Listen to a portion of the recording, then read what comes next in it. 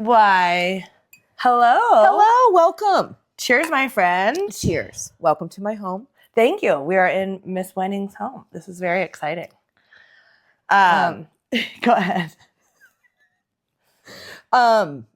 We came back from the Pacific Northwest on our crazy adventure that we went on and road trip and came back safely. And Genevieve went to Orlando to go cheer on her niece at national dance competition. Yep. And it's been interesting, not interesting, but nice to have some time to relax. Yeah. My birthday was this past weekend, and Genevieve treated me and our other bestie, Kendall, for a fun girls' weekend up in Black Hawk and stayed at the Monarch, their spa. Highly recommend. Oh, incredible. Save, do whatever you can. It is absolute magic. It is worth every penny, even though the sticker shock is there. But again, it's worth it. They had, I swear to God, magic fingers. Yeah. I swear magic fingers, because I felt so relaxed. You had the massage. I had the full body massage, and that was awesome because I had some pain in my hips, and which of From course, the long drive. Yeah. And arthritis as I'm getting older and now 48. Cheers to the late 40s. Woo! And so it was really nice because I had been, tense from the road, and it was nice to relax. So, but yes, I was very nicely treated by Genevieve, or treated, I guess I should say, and treated this weekend at a very nice dinner at a Chop House.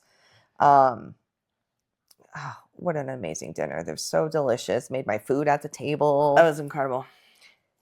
Jen loves the crab legs. Sure do. I got to eat some delicious crab legs 2 nights in a row. It was great. At the buffet, and then it's a little nicer at the Chop House. Much easier. Because they crack them for you, and so all you have to do is just peel them, which is nice. Pull out that meat. Instead of you having to, manhandle everything. I know, because it can be a little dangerous. Yeah, But yeah, so we are well rested and relaxed from the weekend, and had to, get back into the swing of things. Absolutely. It sounds like, my dear, you had quite the emotionally charged evening last night. Yes.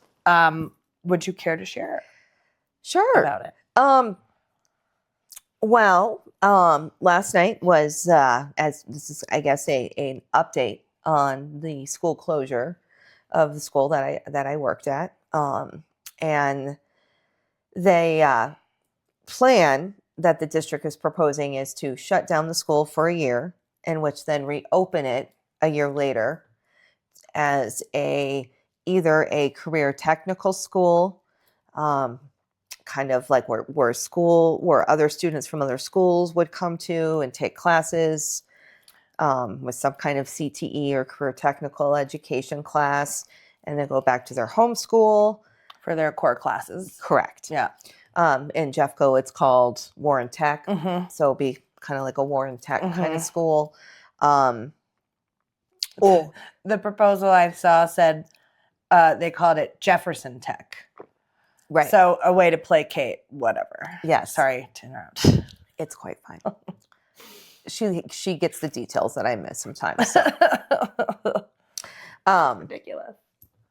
And so the other idea is also then to turn it into kind of an academy style school. But the fact of the matter is that school is in the process of turnaround, and it is at the stage in which the district has to step in and do something. Yeah. Before the state will come in and then either turn it into a charter school or state option school. Right. Of some so kind. This is sort of the Hail Mary. Yeah.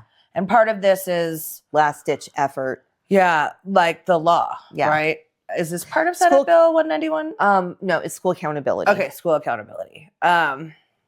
Which I was going to completely gut and rewrite if I was elected as House District 30. But anyways, I digress. No lies detected. Because it is so problematic. The first district I taught in was facing that, and Adams 14 school district is still fighting that whole process with the legislature and trying to be taken over with charter schools and whatnot. It's so harmful to a community to have to go through this, to have to fight for and prove your worth as is, Right. It's one of the problems of this system. Absolutely. And it's, it could be privatized, a private charter company coming in, but the last option is to turn it into a community school, which is something that I lobbied hard for and luckily became part, law, that one of the options in the school accountability process and turnaround process is when the school is at this point, the community and parents and all the school stakeholders, which includes student, staff, parents, community members, to come together to decide to create a community school. And as Jefferson used to be a community school, and right before COVID hit, and because of other reasons I'm sure we'll get into this evening, community schools no longer was able to continue at Jefferson. Can you give a quick elevator pitch on what a community school is? Sure can. A community school is a public school in which, and you may hear Tiggy, this is my cat making her appearance. I hope she comes up. Come on now. A community school is a school which is run following through 6 pillars, which includes not only a public school, which has a principal and normal teachers and staff, but the staff at the school, including all stakeholders of the school, parents, community members, students, etc., come together to create a kind of leadership team of that school. And it is led by a site coordinator who then, creates data and surveys and creates meetings to find out what the community and students and families truly need, and then help provide services. And those 6 pillars involved those are the wraparound services, which is one of the pillars of community schools, but also the use of things like restorative practices. Wraparound services include things like access to food and healthcare. And the school helps provide access to those things. And creates partnerships within the community and community nonprofit groups or community resources to then create, a pipeline or places and resources for our students, parents, families, et cetera, to access those services. But one of them really is shared leadership, and that's what community schools is really all about. And that is parents and community members and students and staff coming together to not run the school, because that's the principal's job, but basically it's to decide what the school's direction is going to be. What kind of school do the students deserve and need? What kind of the vision? Yes. What kind of programming do they have at the school that's going to benefit the kids? And that's kind of where the school closure talks comes into, because of Jefferson and where they are in the school closure process, or the turnaround process, excuse me. The district created these 2 options, but unfortunately did not get community input, staff input, student input about these particular options, and basically presented it to the staff that they were going to basically do this. Your input at this point is one of these 2, a CTE, a career technical education school, or an academy type school. And both involve closing the school down for the 26-27 school year. Right. So not next year, but the year after. Yeah. But closing the school down for an entire year. And then reopening it in 27-28 as this new school. The problem with that is that when you reopen a school like that, the chances of the school remaining as it is won't happen. And you know, when you close down a school, you shut down the traditions of that school. You shut down the access to athletics and activities that the school loves and that the students excel at and want to be a part of. And it really puts a hole in the community.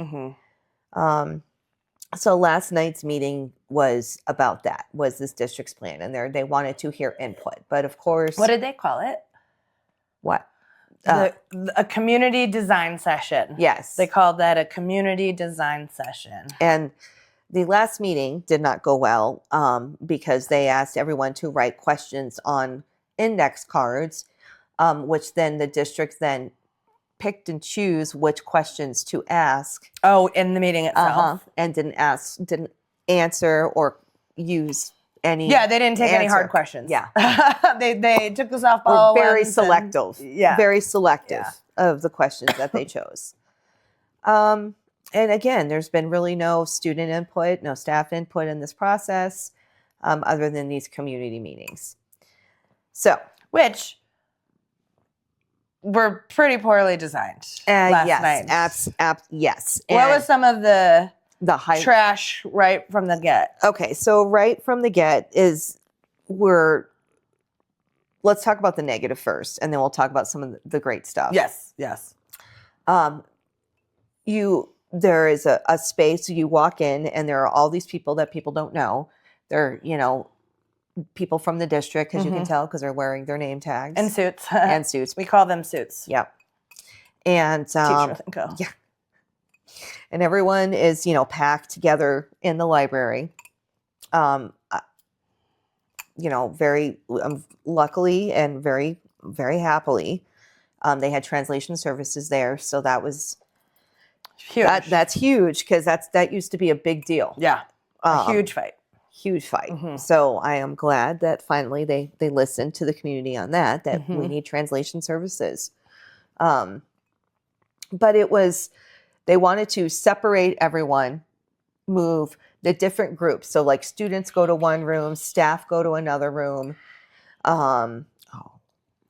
Staff go to one room, and students and community members can go to another one.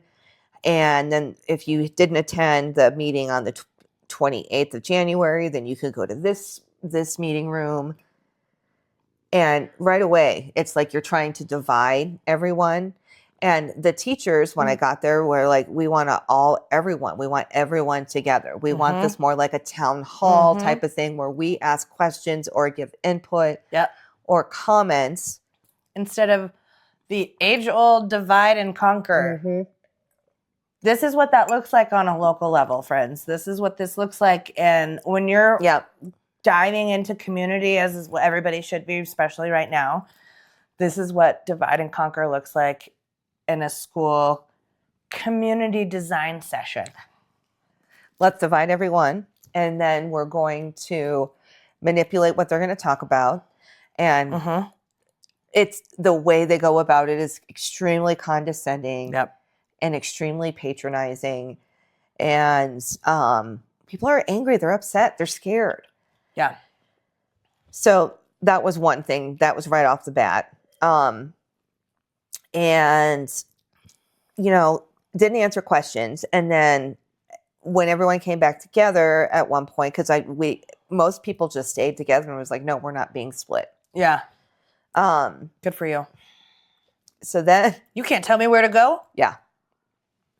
Well, and then we had some amazing student speakers and staff speakers and parents. And I spoke as well. And, community advocates spoke. People from the community spoke. Alumni spoke. And everyone was saying, listen to us, listen to the community. But of course, the district has gaslights, as that was yelled out during the meeting, that they were gaslighting us. They just couldn't read the room. No. And everything they did, people would get upset. Yeah. Well, let's pull up some of these slides. Okay. From that. And why they were disenchanted disingenuous, Yeah, excuse me. and why people were so upset, because it is Yeah. just insulting. And we'll link these to the video if you're watching that. Otherwise, we'll try and put a link into the comments. The empathy mapping activity has 3 bullet points. It says share feelings and thoughts, listen to the community, build understanding and trust. And it asks folks to think, what are your thoughts about the changes? Feel. What emotions are these changes stirring in you? Say. What is one thing you're hopeful for? One thing that makes you worried? Do. What actions might you take to ensure you stay involved in this process? I mean, come on. If that's not patronizing to a bunch of staff members who are worried about whether or not they're going to have jobs. Yes. To the students who have to realize that they don't get to finish their high school career in the school that they likely choiced into. Yep, exactly. Because 47% of the student population choice in to the school. That's nearly almost half of the students that go to that school choice into that school. We have kids from, that live in Bennett, that live in Aurora, live in Northglenn, Thornton, Westminster. Yeah. Like all over. And so it was very up to that point. How are you feeling? Yeah. Let me tell you how I'm feeling. I'm feeling very angry. And at one point, someone from the district, somebody from HR, someone who was trying to run the meeting, tried to tell one of the staff members who got up to speak to calm down. Oh, yeah. No, I'm sorry. You asked me to think about how I'm feeling and to say it. So here we are. And it's passionate and it's not going to be calm. No. Don't tell people in these scenarios to calm down. How dare you? Yep. How dare you? It's gaslighting. And also it's patronizing. And I, of course, had an emotional reaction to that request. Yeah. Which I expressed very loudly. As our girl does. Which I'm known to do. Of my objection to such requests. Yeah.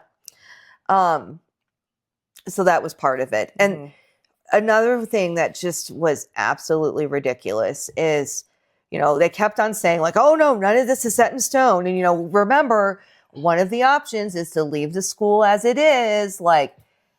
Yeah. Hold on. It's on. But it's not it's either this or that. This is what they proposed was either academy model or CTE school. And I had the fortune of listening to this because Jefferson Jr. Senior High School Instagram account live streamed this whole thing. At Jefferson Jr. Senior on Instagram. Yep. Is that the tag? Yep. Please take a look. There's 2 parts. And every single person who had the bravery to get up there, no notes, grab the mic, and speak from their heart and soul expressed how insulting it was that they came to any community with these 2 options without having consulted that community in any way, shape, or form. There were teachers, staff, students, alumni, community member. No one had been consulted. And then also to come with the community with no budget in mind. Oh, God, I didn't even realize that. And also, yeah, I mean... what are they working with? What are you working with? And that's a whole other thing. You're going to shut down a school and rebuild it. Well, if you're going to turn it into this specific type of school, the school might need more remodeling. Yeah. Or changes. Or physical changes. Which just had $12 million in renovations. Yes, exactly. In the last, 4 years? 5 years? Yes. Don't even get me started on that either. No. So they've already invested millions of dollars in this school, and now they're like, whoops. I'm wondering how much of this, obviously, so much of it is fueled by fear, white supremacy culture, racism. But with this new Trump administration threatening to cut the Department of Education, where do Title I funds come from? Department of The Education. Department of Ed. Like, so they're probably looking down the road, freaking out that they're not going to have those federal funds. And God forbid they reallocate the funds that the district gets, from local communities in the state, to redistribute that in an equitable way that would keep all of these things open and available to the Jefferson community. Right. And they keep on mentioning like all these millions of dollars that were invested in the school, like physically. And yes, which were needed, quite frankly. But also they keep on mentioning like all this money that the school got in Title I funding and all of this. And what did it go to? Well, it went towards things like staff, like to pay for teachers. Yes. And the services that the community needs. Yeah. And like mental health services that we needed to be able to hire, a counselor and a career counselor and, all these other things we needed, whether it was like new programs for whatever program we were starting. So it went to things that we used as a school. And then for the district then to weaponize that. Yeah. That's what it feels like they're doing. It's we gave you all this money. Why didn't it improve test scores? Right. And that's the thing that's so hypocritical in these scenarios, in this whole system, is like, this community has different needs. It is brilliantly from all over the world, multilingual. It is not going to be able to pass these racist, classist tests like the SAT and racially biased, economically biased. So give us the tools to build what our community needs, and then shut you down if you're not meeting, it's apples to oranges. Like we keep saying in so many, it's comparing apples to oranges. And this orange can't be an apple, so we must shut you down. Yep. And something that was mentioned last night is why is it always you're attacking this specific school? Why is it always that, okay, because this specific school has this percentage of kids who are on free and reduced lunch, or because this school has this percentage of Black and brown students, or Indigenous students, or immigrant undocumented students, or whatever. Multilingual. Forget about all of these great programs like dual language programs that start in the elementary level, which then feed up to our middle school and high school. But we've done this work. We've done this work when we were a community school, and we looked at the pathways. And that was part of my job as site coordinator when we were a community school, was to meet with the community, meet with the parents, create these focus groups, and find out what it was that the community, the students, the staff, what kind of school they wanted. What did they want these pathways to look like? And COVID happened. Lack of funding happened. A principal who wasn't supportive of the community schools model because it threatened his power and his leadership, or lack thereof. Well, because at you times. said community schools is rooted in shared leadership. And he was not one for shared leadership. And that happens so often. Yes. And that's partly because we are trying to run public education like a business. Yep. Where there's middle management, upper management, there's power, there's control, there's not shared leadership. Yep. Public education is not a business. Yep. Shared leadership is essential, especially in a public school. Yeah. Because if it wasn't, then why do we have, especially like our old contract, which talked about creating these collaboration and these shared leadership, possibilities within, the contract. And it was required by law that you had to have these collaborative decision-making models and groups within the school to create that shared leadership. Yep. So it was very like, I think the district came in thinking that they were going to like feed a bunch of BS to everybody. Which this did not happen. Slideshow is a bunch of it's BS. It's just bullshit. I'll say it. It's bullshit. Just a bunch of BS. So from them wanting to split it up, the kicker at the end, even though Nothing has been decided. They throw up QR codes for students and parents and community members to take school tours of these new school, of these other schools that they want to ship the kids off to when they close Jefferson down. for a year. I'm like, what? Tone deaf. Are you exactly tone deaf? It was absolutely, it did not go well. It did not go over well at all. Yeah. So now the question is, what are we going to create? What is, and something that was very loud, loud and clear that the staff said is that, and the community, parents as well, is that we can come together to create the school.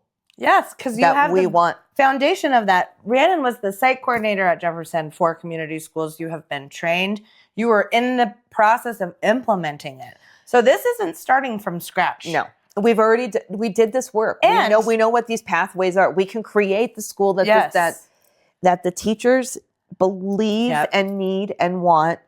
Because they know it'll be best for the students, and it'll be the school that the students deserve, and what the parent and the family and the community deserves, without having to blow up the school, without having to shut it down. And also, you already have those pathways started. Yeah. There are incredible, already very well-established pathways within the Jefferson Junior Senior High School community. And people spoke about that last night too. And I really hope continues to be uplifted, because what they're offering with this academy model is like the pathways. Like CTE is half the day, kids are there for a specific trade, and then they go back to their home school for their core classes. The academy model is that it just stays open. Kids are there full time, and they have these pathways that they can go to. That already exists at this school, and there is no need to shut it down for a year. The whole point of that, it already divide exists. and conquer. Yep. And the whole thing of declining enrollment, which I get. However, when the neighboring school that they want to ship all these kids to, when they're also in a midst of declining enrollment as well, and they only have 800 kids in their school, what's a school that's supposed to be almost 2,000 kids, this is what you do. You shut down the brown, poor school and ship them to this other school so you can keep the white, more affluent school open. Yep. And that's exactly their plan. And they were expecting that no one from the community would show up. They were expecting no students to show up, no staff to show up. And there were over 100 people in that library last night. And so let's talk about the good stuff. Yeah. So the good stuff, walking in, besides seeing all of my former colleagues and being able to give them hugs and see them, that was absolutely amazing. Yeah. And then be able to see some of my students that I had and be able to give them hugs and love and was awesome. Being able to catch up with, it feels like they're my family. Yeah. They have been. Yeah. I was there in that community for 23 years as a teacher, and I've been in that community since I was literally 5 years old. Since before then, because I went to preschool in that community as well. Yeah. So it felt like coming home last night, and that was great. And I got to go with my bestie, Rachel, and her son, and it was awesome. Current teacher and current student. Yep. And so it was really nice to just be around community again. Yeah, for sure. And feeling that again, because, when you get away from teaching and you get away from that community, you forget. Yeah. And they're always in your heart and in your mind and, in your thoughts or whatever. But it was nice. It felt like coming home. That's all. It felt like coming home. So being able to see everyone and hug everyone was just amazing. But some of the best highlights though was walking in and seeing students and parents who had signs up that talked about I love being a Jefferson Saint, and all of their posters they had. They were all wearing like homemade halos because, the Saints, halo, Saint. In my Saint era. to see all different walks of life there, to see people who in their 70s and 80s whose children went to that school, grandchildren. Like that was very uplifting to see community advocates there who have been fighting for our school forever, to see so many parents, Spanish speaking parents there. Who also got up and spoke. There had very amazing stories. Yeah. There was definitely, truth to power spoken last night by every single speaker that went up. Every single person that spoke from their heart. No cards, just spoke from their heart. Mm-hmm. We had parents who talked about how they want the best for their kids. And, one father talked about how he works in the trades and he doesn't want his son to have to work in the trades. He wants his son to go into engineering and he should have that ability at the school where he currently attends. Yes. And so it was great. It was amazing to see former students, especially students who I never thought would get up in front of a crowd and would be advocates and stand up for their school and their Community. their classmates, their community, like that. I mean, same. Watching it, they weren't even my kiddos, but it was beautiful. And you go watch it. It's not anywhere else, but right now because, except for Instagram, because also the press was not allowed in. Anyway, sorry. The best parts are the community members standing up and using their voice. Yes, the stakeholders of that school standing up and using their voice and speaking, and the staff so passionately spoke about how important the school is to the community, and we need to come together as a community. Mm-hmm. Why don't we create the option? That's what we should be doing. Why is the district trying to choose for them? Yep. How dare you? How dare you? It just again, it goes back to white supremacy culture and microaggressions and preconceived notions, and, implicit bias on what they think of certain populations of people at schools, and whether that's staff, students, or families. So it was very uplifting to see and to know that I helped create some of that, or I helped inspire some of that. Absolutely. Or teach some of that on kids who I have one kid who spoke who was quiet, withdrawn, didn't give, seemed to not give a flying, shit about school or anything, despite how many times I tried to, engage him and, find something that he really liked. And he spoke last night, and he's doing so well his senior year and doing so well in school. And now he's joined Latinos in Action and is a leader within his school chapter. And it's so just, it's very hard. This is one of the hardest parts about teaching is you plant seeds that you don't always get to see grow. Exactly. So when you get to see them grow, is the gift. Those are the teacher moments that keep you there and doing it, because it's very thankless. And it is. And to see, and especially the kids that spoke last night, they're very dear to my heart. And so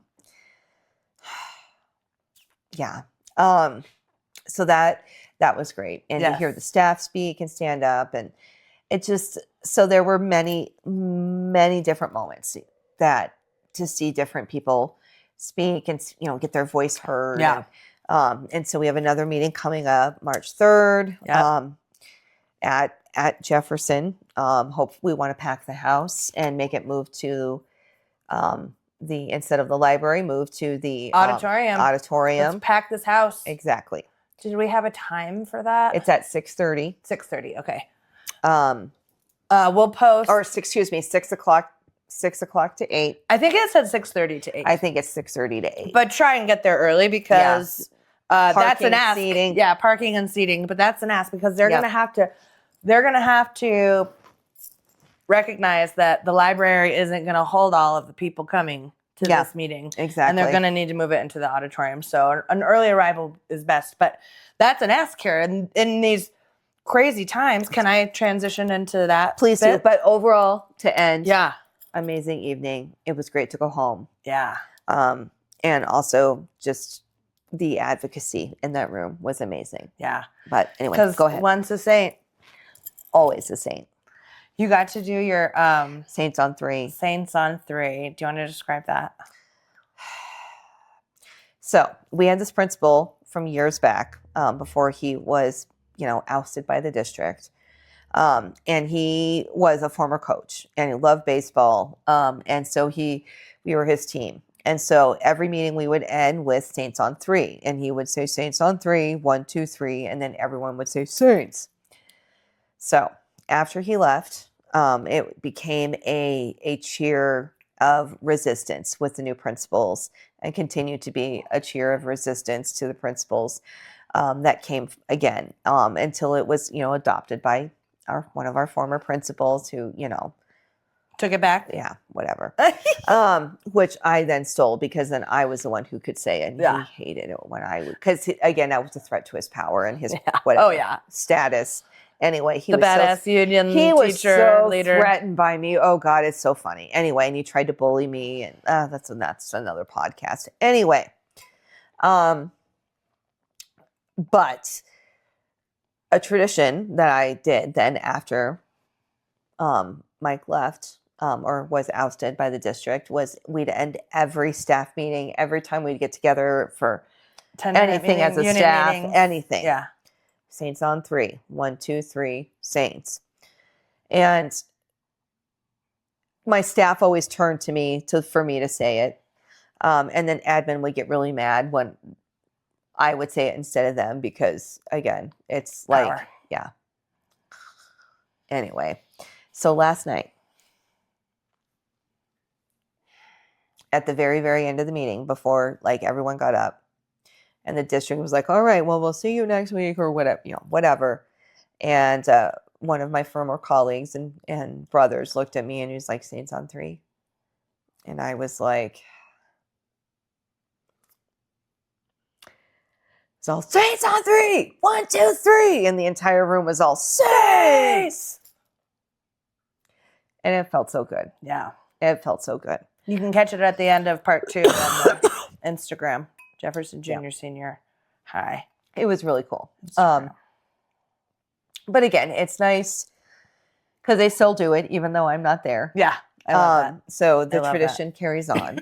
But and everybody did it. Yep. Kids, the teachers. Kids, the teacher, because they all knew. Former alumni. Coaches. Yeah. They all know. Mm-hmm. They all knew. Mm-hmm. They all knew. Way cool. Yep. Ugh, I love that so much. Go on, talk about. So what can we do? What can we do? Everyone is freaking out right now, and I get it. I mean, I will. There's a lot to freak out about right now. Yeah, and I joke, but it's real. And again, I think our message is going to continue to just be repetitive, but limit your time on the news and social media. Yeah. Okay. It is important to stay informed, but you do not need to go down rabbit holes. Mm-hmm. It is not good for your mental health. The way to combat the anxiety right now is to get in community. It's great. And I did it last night and it felt amazing. And I'm going to join her on March 3rd. I cannot wait because the school I taught at is just down the road and similar population, similar kind of community. Mm-hmm. So, I share that same fight and that same passion and advocacy. Mm-hmm. So I'm excited to join Rhiannon at the Jefferson meeting. But that, it's that. Even if you don't live anywhere near Edgewater, Colorado, come to this meeting. Help us pack the auditorium. It's putting your bodies in these spaces. Yeah. And, because part of the American capitalist nightmare is to squash community because they know we're stronger together. This is another example of that divide and conquer. So if you're sitting there I don't know where my community is or what that is, we're inviting you into ours on March 3rd. 6 p.m. Mhm. Jefferson Jr. Senior High School. 2305 Pierce Street, Edgewater, Colorado, 80214. Yes. And just put your bodies in these spaces just to Yep. see, because it is electric. It is inspiring. Mhm. Like we've said in our previous episodes, like school closures are happening everywhere. Yeah. They may be happening in your community. So putting your bodies in these spaces, coming to these community design sessions or whatever they're calling them is important. School board meetings, anything like that. Literally just showing up. You don't Town have to halls. speak. Yep. You don't have to ask questions. You just bodies in these spaces. Just listening. And so then you can listen to, the gaslighting that goes on between whether it's Power. elected officials or whatever power it is, and see for yourself. And it's even in these places that you think are quote unquote liberal. It's the same. It Not in has Colorado. nothing. It's not about red or blue. It's about power. And how that power looks depending on what community you're in. Yep. might differ. However, show up to these 2 school board meetings, show up to community meetings. I mean, show up to your HOA meetings. That's something totally. That's something I need. I have plenty to bitch about at my HOA meeting with a goddamn trash can. It's so ridiculous. But that could be a space where you could, show that's up. hyper local. Super That's local. as hyper local as you could get is your own HOA meeting. You want to start a recycling program in your complex or your community, or you want to just go and see what these people who are taking all of your money every month are doing with it. That's important because with the cost of eggs, you probably need that cash more than them bitching about hiring someone to fuck around with trash cans. Exactly. I see you, Silver Tree HOA. Board of directors, I see you. They're attacking me because of my. Of course they are. You are being targeted. I mean, and this is the hard part about being able to be loud and use your voice is sometimes you will be targeted. But the thing is like, and what last night felt like so much is that a lot of loud people can come together and they are a force. They are a force of nature. Yep. You don't have to be alone. And you weren't. Mm-mm. You weren't alone. Rhiannon uses her voice so bravely and so loudly so often, puts herself in these situations that open her up to ridicule or whatever. And they have. Or, threatening my job. Like, which happened last year. Mm-hmm. Yeah. And same to me, right? Like, you show up and use your voice, you might end up on a couple blacklists. However, if you have your community, if you were, and good thing black's my good color.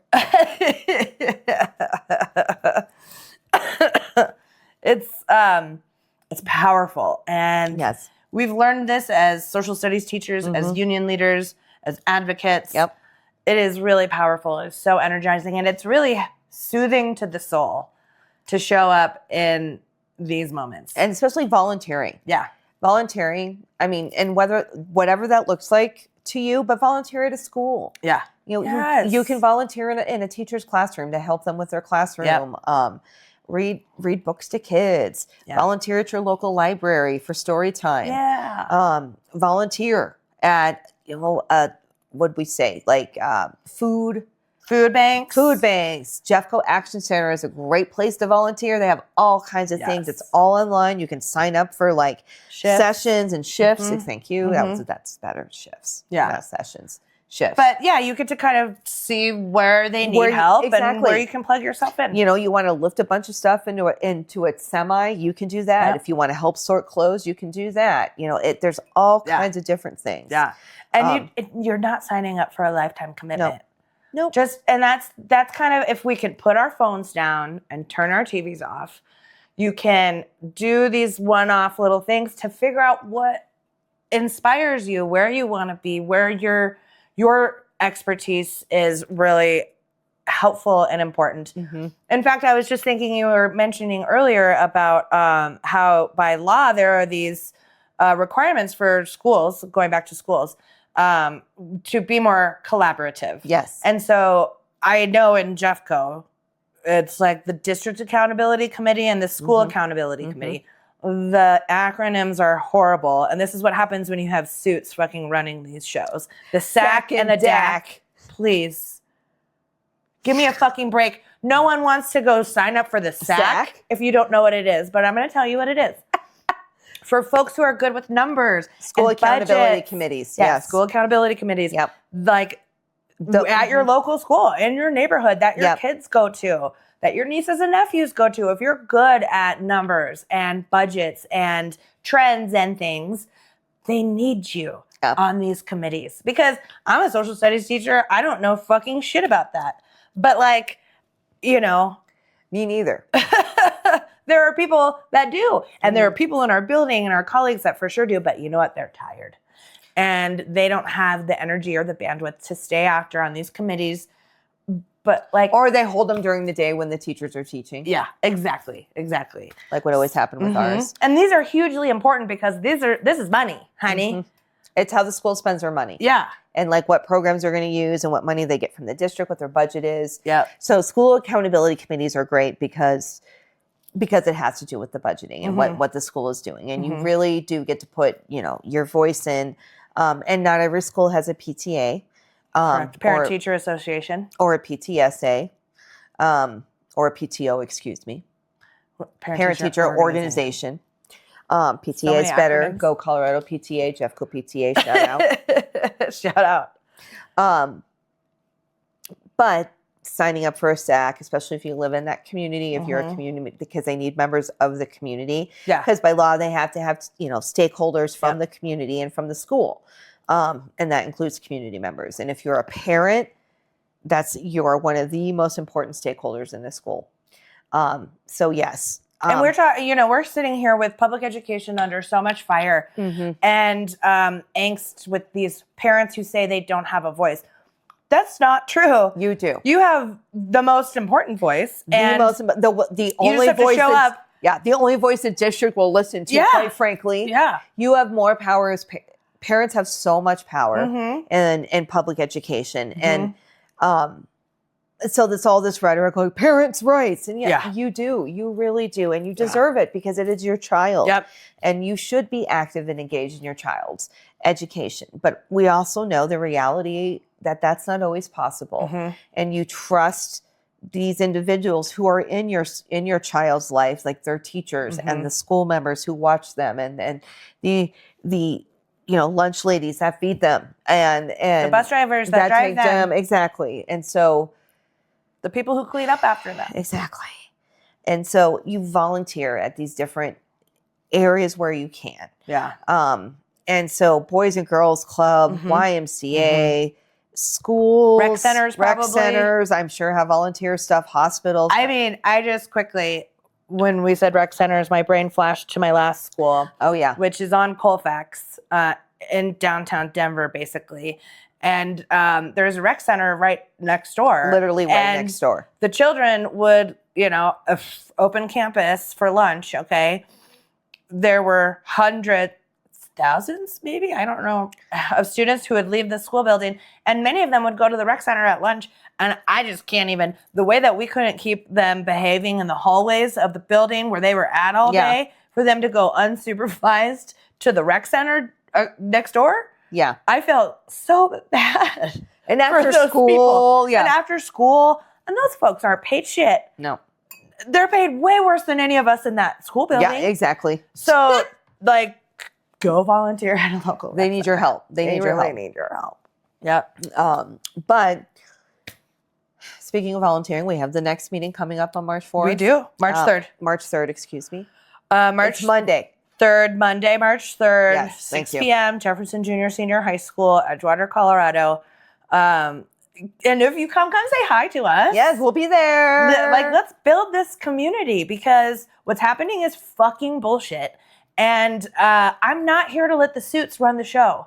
No, not in a community, like in any community. No. And, last night we called out white supremacy culture. We called out racism and that, we called out the district and their dirty work. And even after, I spoke and called again, how many times does that make me calling out the district for white supremacy culture? Probably will not be the last.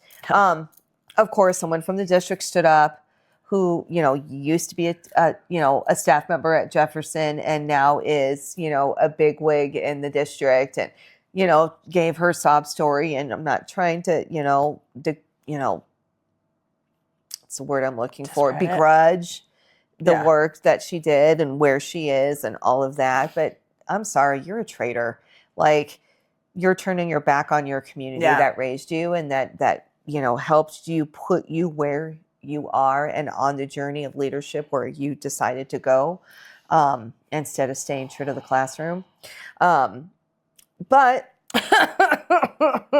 and the community in which raised you. This isn't a business. Public education is not a business. Declining enrollment isn't. You don't climb on people. No, you don't climb on people's shoulders in order to get to the top. And just to completely discredit and turn your back on. Yeah. The folks you claimed to defend yourself. Yeah. When it wasn't your place to defend yourself. Exactly. And also, it ain't about you. Yeah. Like, you don't want to hear about the school being. So wait, you're from this community and you're cool with it getting closed and totally effed? And you don't want to tell me that there's not white supremacy within the school district of Jeffco. Come on. Miss me with that bullshit. Miss me with that bullshit. If anything, she proved she's not like us. Yeah. They're not like us. They're not like us. They're not like us. When we get the rights to Kendrick Lamar's music, we will be. Kendrick, by the way, if you are ever watching this, I love you. Yeah. And I have used your songs, and not only in my teaching, when teaching economics and racism, history. I mean, everything. I've marched to your song on the streets of Denver. Yes. And I just love you. You helped heal me when I needed it, when my mom passed. Yeah. Not that this is a tribute to Kendrick Lamar, but as my, It's a little shout out because he's very important and he's having a very important cultural moment right now. Everyone's dissecting that Super Bowl halftime show. As they should, because it was amazing. This is like how we would teach, right? Oh, and I guess that's a threat. Seeing some of the reactions of folks on the right from that, or white people in general. Fuck them. Fuck them. You're missing out because this man is fucking brilliant. He is. Kendrick Lamar. Oh my goodness. But I mean, I think that's really a lot of the things that we wanted to talk about. So what we're trying to do is also incorporate some of our witchy shit into this podcast. It's witchy time. So I'm going to pull out my tarot cards, and I just kind of want to ask for a message to the collective because this is such unsettling times, because it is very scary, and everyone's, I mean, the freak out is valid, but try to refocusing it on, like, what can I do? Which I learned last night was coming back to community. Yeah. It was really finding your community. And that's part of tonight's lesson, is just to go to your community. Find your community where you can. Here are some suggestions on different ways in which you can. Yep. But show up. That's the message. Show up. Put your bodies in spaces. Yep. You don't have to speak. Yep. Just listen. Just listen. Just show up and listen. Yep. And because of COVID, there's a lot of ways that you can do this online too. There's a lot of virtual town halls, a lot of testifying for different at the laws. Capitol. You can do that from the comfort of your house. Yep. Bills. Sorry. Yep. Brain fart. Yeah. Well, hopefully they become a law. Depending on the bill. Capital Hill. Schoolhouse Rock. Oh, here we go. Oh, there we go. Okay, Guardian of Cups. Let's see what is it? So what is it? The Guardian of here, Cups. I'll show it up and show everyone. Here's the card. This deck uses gender-neutral terms. So Guardian in the Rider Tarot is the Queen. And may I just describe the card real quick? Please. We've got like a koi fish almost like a beta, it kind of looks like. Purples and blues and pretty just come to the surface. We see some ripples. It's like touching a lily pad with a lotus flower. Yeah. We've got some lily pads around, and It's just it's the water is dark, but it's rising to the surface and creating the ripples, almost like it's kissing Oh, it is like that. Kissing. That's beautiful. the lotus And on it the also pad. sort of reminds me of that anglerfish that just came to the surface recently. Oh yeah, that's Yeah. such a sad story. No, but it's also a little beautiful too. Is it? Yeah. Because it wasn't it full of gas? Oh, no, I guess I don't know enough details, but I saw someone write a more uplifting take on it. Instead of it that it was because Yeah. it was full of gas and it rose and it died. Well, because it was coming to the light. Like, this is That's part of a what lot we're better. going through right now. Like, Yeah. this, I guess, is the symbolism of Yeah. it. It's like this anglerfish from the depths of the bottom feeder of the Yeah. deepest part of the ocean came to the surface and died. And I think it is representative of like kind of that darkness that we've all been living under, this cloak, these veils, and everyone's starting to see the light. Yep. So the old way has got to end. Yep. So a new one can be, Which is possible because as we've talked about in 2025, 'tis the season. of Pluto and Aquarius. Yep. Awakening, coming to light, Here we go. karma. And that's what this is what this koi beta fish is doing. Yeah, I think it's quite, but it'll Yeah, tell it me, looks I like think. a koi.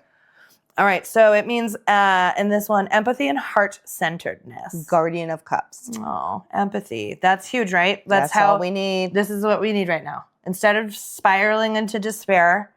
Find that empathy and that'll help. That's your volunteer. That's finding your community because you need that empathy to find that community. Yeah. When you harbor an innate understanding of emotions, you align with your inner guardian of cups. The guardian has a mature connection with the suit of cups. As such, this fish teaches you to respect and protect your emotional energy, just as it watches over the lotus flower. Your empathic senses bring messages from beyond the surface. Deciphering these messages requires grace and self-love, as well as compassion for other beings. Let your intuition guide you forward. We are in Pisces season. Yep. Sorry. Yeah. Straight up water, totes. Yep. And the yes. And the fish. Yeah. Listen to your heart because it speaks of what is best for you and what is best for the whole. Wow. Couldn't have picked a better card for that message. Yep. Community Speak from is your everything. Heart. Yeah, speak from your heart. Yep. And that is something that happened last night. Yeah. It was beautiful. Yes.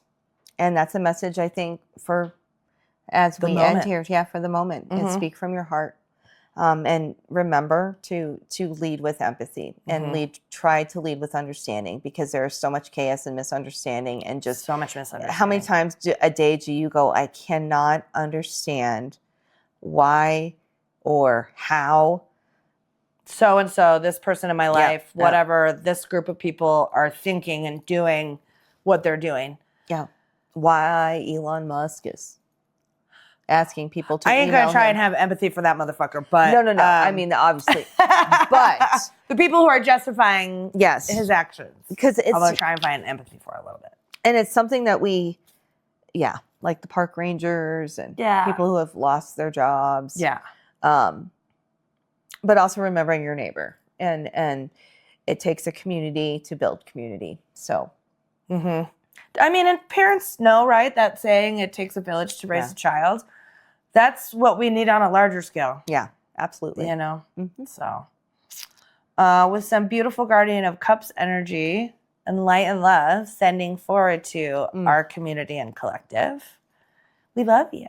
Love you. Hang in there and hopefully we see you out in the real world soon. Yes, absolutely. Happy Pisces season. Happy Pisces season. We're in the emotions, the emotional part of Feel it. the zodiac. Feel the feels. Feel your feels, babes. Feel your feels. We love you so much. All right. Mwah. Take care. Bye.